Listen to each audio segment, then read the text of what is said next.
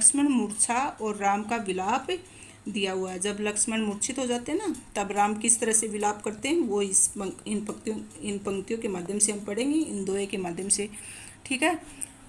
तब प्रताप उर राखी प्रभु जहु नाथ तुरंग, अस कही आयसु पा पद बदी चलेउ हनुमत। भरत भाउ बलशील गुण प्रभु पद प्रीति अपार, मन महु जात सराहत पुनि पुनि पवन कुमार। तो यहाँ पर कह रहे हैं, हे नाथ, हे प्रभु, मैं आपका प्रताप हृदय में रखकर तुरंत यानी समय से वहाँ पहुँच जाऊँगा। तब प्रताप उर राखी प्रभु जहु नाथ तुरंग, ऐसा कहकर और भरत जी से आज्ञा लेकर और उनके चरणों की वंदना करके हनुमान जी चल दिए। तो भरत उनको रोकना चाहता है ना, तो भरत से आज्ञा लेकर वो कहते हैं कि हे नाथ, हे प्रभु, मैं आपका प्रताप मतलब आपका जो बल है, आपकी जो चमक है, आपकी जो ख्याति है सब जगह, वो हृदय में रख कर तुरंत यानी समय से वहाँ पहुँच जाऊँगा। मतलब भरत जो कहते हैं ना कि कैसे भी करके वहाँ तुम्हें जल्दी पहुँचना है, तो इसलिए जो हनुमान जी हैं वो ढांढस बना रहे हैं, साहस दे रहे हैं कि आप चिंता मत करो, मैं तुरंत समय से पहले वहाँ पहुँच जाऊँगा।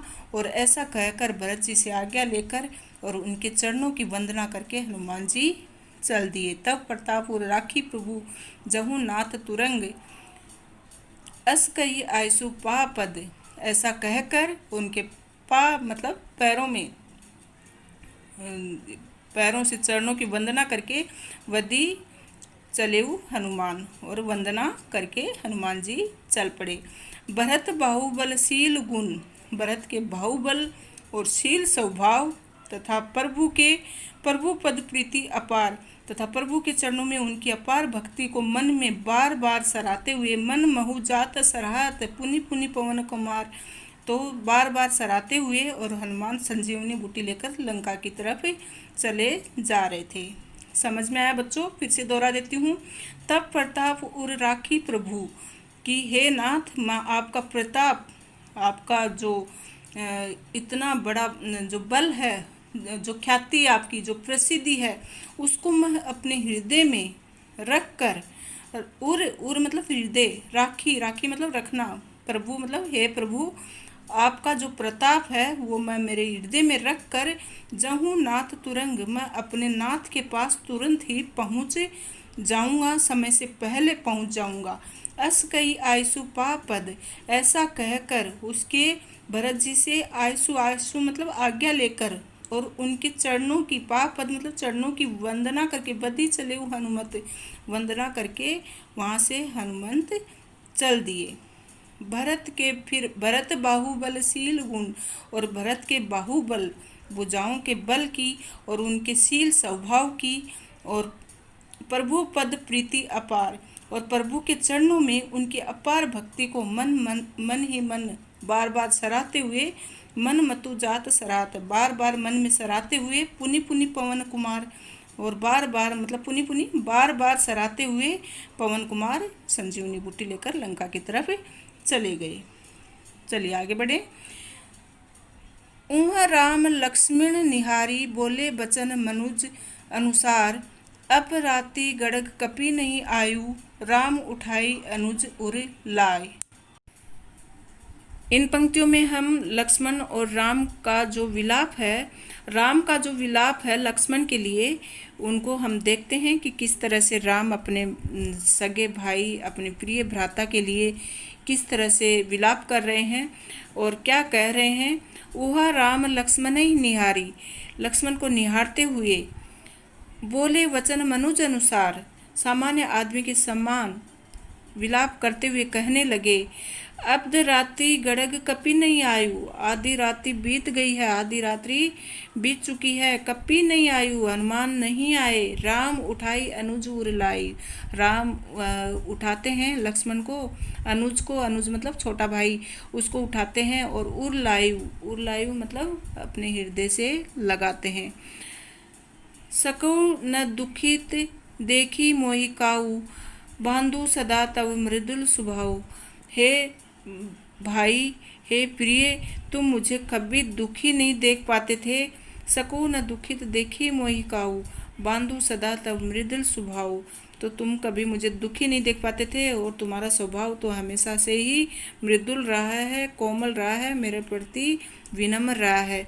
सो अनुराग कहाँ अब भाई, अब वो प्यार तुम्हारा कहाँ गया, वो प्रेम कहाँ गया अपने भाई के लिए। उठो न सुनी मम वचन बिकलाई, तुम उठो, तुम मेरी व्याकुलता पूर्ण बातों को सुनकर उठते क्यों नहीं हो। जो जनतेऊ बन बंधु बिछोऊ, यदि मैं ये जानता कि मुझे मेरे बंधु का वियोग सहना पड़ेगा, जो जनतेऊ बन बंधु बिछोऊ, अगर मैं ये जानता कि मुझे मेरे बंधु से अलग होना पड़ेगा, वियोग सहना पड़ेगा। पिता वचन मानते हो नहीं हो, मैं मेरे पिताजी के वचन कभी नहीं मानता था। जो पिताजी ने जो 2 वचन लिए थे कि आपको उधर जाना पड़ेगा, वनवास जाना पड़ेगा 14 वर्ष के लिए, तो वो वचन मैं नहीं मानता था। अगर मुझे ये पता होता कि मेरे प्रिय सहोदर से मुझे वियोग सहना पड़ेगा, तो मैं पिताजी के वचनों को नहीं मानता था और वन में नहीं आता था। समझ में आया स्टूडेंट्स? चलिए आगे बढ़ते हैं। सुत बित नारी भवन परिवारा, सुत मतलब पुत्र होता है, सुत बित नारी भवन परिवारा, तो नारी भवन परिवार धन पुत्र होई जाई जग 12 बार बार संसार में मिल जाते हैं और बार बार चले भी जाते हैं, नष्ट भी हो जाते हैं और बार बार मिल जाते हैं। क्या क्या मिल जाते हैं? पुत्र भी मिल जाता है, धन भी मिल जाता है, स्त्री भी मिल जाती है और भवन भी मिल जाता है। अस विचारी जिये जागो ताता, मिलई न जगत सहोदर भ्राता। तो ये किंतु इस संसार में सगा भाई दोबारा नहीं मिलता है, ये विचार करके हे तात तुम जाग जाओ। तो ये बार बार विलाप कर रहे हैं राम, श्री राम अपने भाई के लिए। ऐसी विचारी जिये जागो ताता, ये सब विचार सुनकर ही तुम कम से कम जाग जाओ। मिली न जगत सहोदर भ्राता, मतलब अच्छा भाई संसार में नहीं मिलता है, सगा भाई संसार में नहीं मिलता है, जबकि पुत्र पत्नी और भवन परिवार धन ये सब फिर से मिल जाते हैं, नष्ट हो जाते हैं लेकिन मिल जाते हैं फिर से। जथा पंख बिनु खग अति दीना, मणि बिनु फनी करीबर करे हीना। तो जिस प्रकार से पंख के बिना पक्षी और मणि के बिना सांप और सूंड के बिना हाथी अत्यंत दीनहीन हो जाते हैं, करीबर कर हीना मतलब बहुत दीनहीन हो जाते हैं। असमम जीवन बंधु बिन तो ही, तो मैं मेरे बंधु के बिना ये जीवन कैसे जीऊँगा। हे भाई तुम्हारे बिना यदि भाग्य मुझे जीवित रखेगा, जो जय वेद जियावे मोही, तो हे भाई उसी प्रकार तुम्हारे बिना मेरा जीवन भी व्यर्थ है। जिस प्रकार से पंख के बिना पक्षी, मणि के बिना सांप और सूंड के बिना हाथी दीनहीन हो जाते हैं, वैसे ही मेरा भी जीवन तुम्हारे बिना दीनहीन है। तो असमम जीवन बंधु बिन तो ही, ऐसा जीवन बंधु मैं कैसे जीऊँगा। जो जय देव जिहावी मोही, तुम्हारे बिना यदि भाग्य मुझे जीवित रखेगा तो मेरा जीवन भी पंखहीन, मणि पक्षी और हाथी के जैसा हो जाएगा। बरु अपजस सहते जग माही, नारी हानि भूसे छत नाही। तो जयहु अवध कवन महुलाई, मैं अयोध्या में जाकर कौन सा मुंह लेकर अयोध्या जाऊंगा। नारी हेतु पिए भाई गवाई, लोग कहेंगे कि नारी के लिए अपने प्रिय भाई को गवा दिया, खो दिया। मैं पत्नी के खोने का अपयश सहन कर लेता, लेकिन तुम्हारा मैं सहन नहीं कर पाऊंगा, क्योंकि नारी की विशेष हानि नहीं होती, जबकि एक सहोदर भाई संसार में फिर से नहीं मिलता। बर अपजस सहतेव जग माही, तो मैं तुम्हारे ये अपयश मैं सहन कर लेता नारी का, लेकिन तुम्हारा मैं वियोग सहन नहीं कर पाऊंगा। आगे बढ़ते हैं। अपलोगु शोक सुत तोरा, सही निठुर कठोर उर्मोरा, निज जननी के एक कुमारा, तात तासु तुम प्राण अधारा।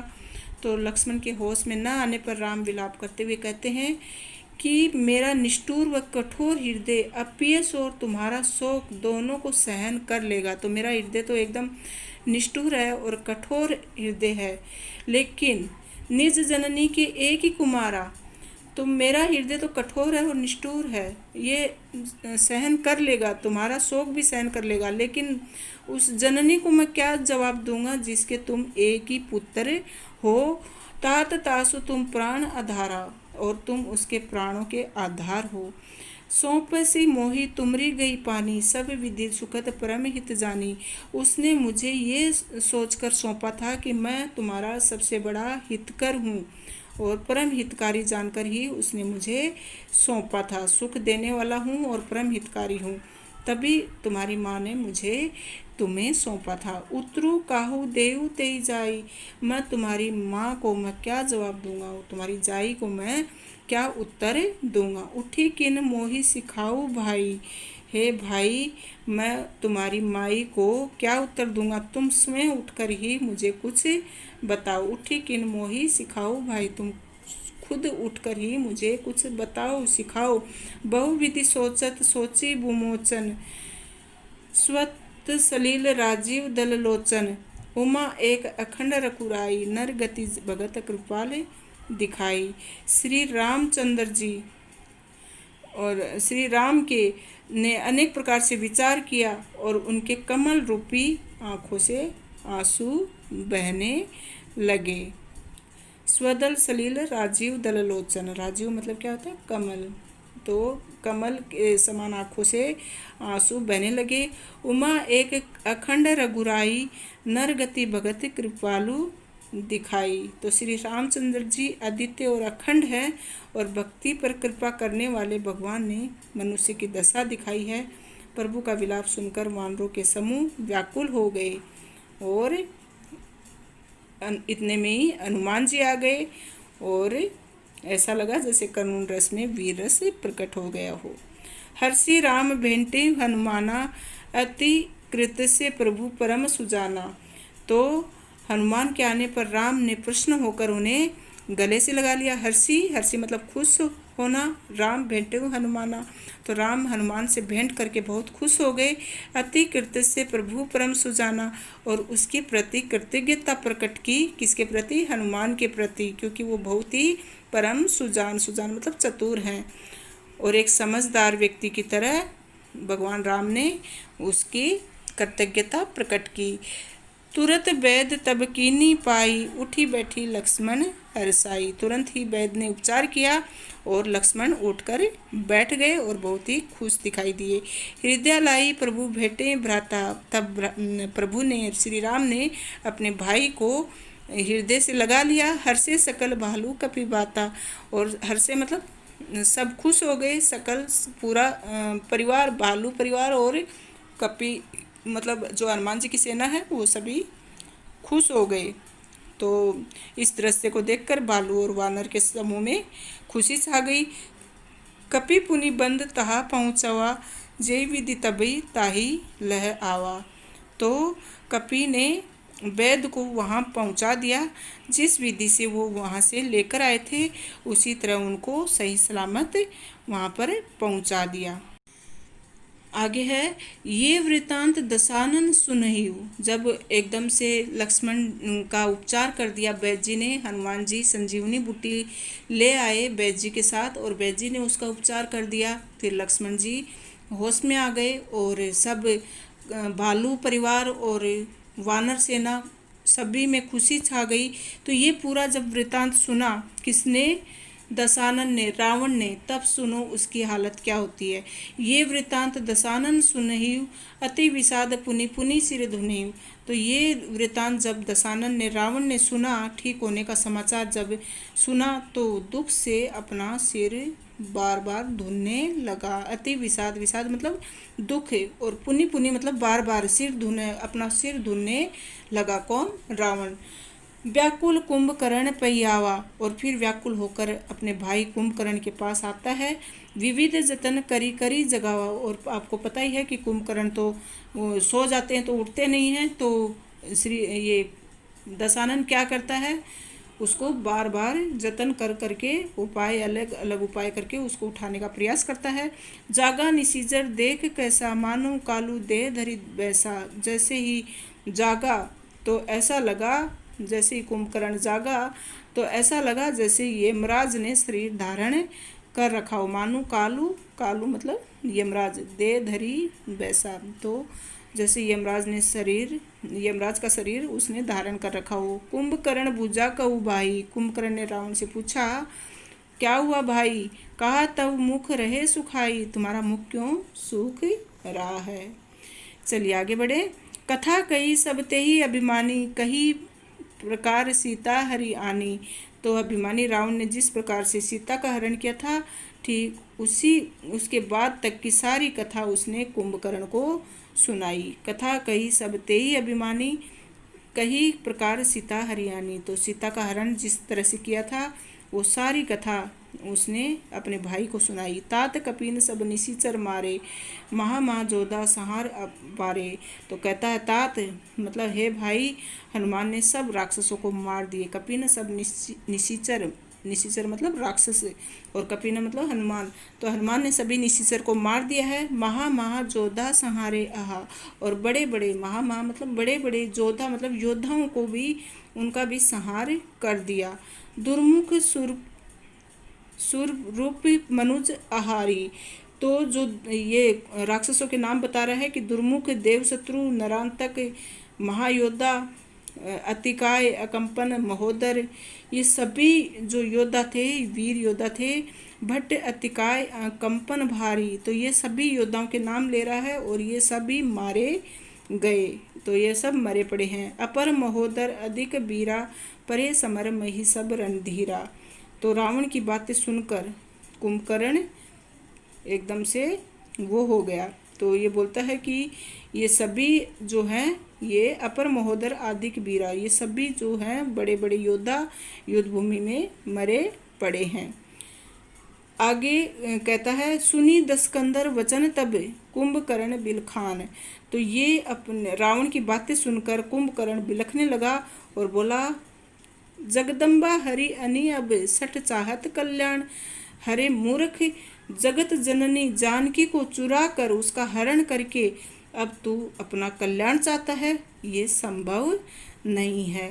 थैंक यू स्टूडेंट्स, आपको ये कवितावली के अंश बहुत अच्छे से समझ में आए होंगे और बहुत ही मज़ेदार दोहे और इसमें क्या बोलते हैं चौपाई छंद बहुत ही मज़ेदार थे। और इसमें ये बताया कि किस तरह से श्री राम एक भगवान थे लेकिन सामान्य मनुष्य की तरह अपने भाई के वियोग में विलाप करते हुए इसमें दिखाए गए। दूसरी तरफ राक्षस का भी वार्तालाप इसमें दिखाया गया रावण और कुंभकर्ण के बीच का। और साथ ही साथ ये भी दिखाया गया कि राम भक्ति के बिना जो पेट की आग है, जो मुसीबतें हैं, जो कठिनाइयां हैं, संसार में लोग दुखी हैं किसी भी वजह से, वो उसका सबसे बड़ा उपाय राम भक्ति है। राम की शरण में जाना ही सबके लिए फ़ायदेमंद है। थैंक यू स्टूडेंट्स, आपको अंत तक वीडियो को देखने के लिए बहुत बहुत धन्यवाद। अगर वीडियो अच्छा लगा है तो लाइक कीजिएगा, शेयर कीजिएगा और कुछ भी अगर किसी भी प्रकार का डाउट है तो कमेंट में अवश्य लिखिएगा। दूसरे कौन सी वीडियो आपको चाहिए ये भी आप अवश्य लिखिएगा।